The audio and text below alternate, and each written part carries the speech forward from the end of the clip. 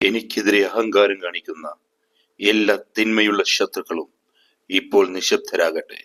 യേശുവിന്റെ നാമത്തിൽ ഞാൻ പ്രഖ്യാപിക്കുന്നു, എനിക്ക് നഷ്ടമായതും കവർന്നെടുത്തതുമായ എല്ലാം ഇപ്പോൾ തന്നെ എനിക്ക് തിരികെ വരട്ടെ.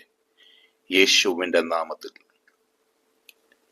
യേശുവിന്റെ നാമത്തിൽ ആത്മീയമായും മാനസികമായും സാമ്പത്തികമായും ഞാൻ അനുഗ്രഹിക്കപ്പെട്ടവനാണ്.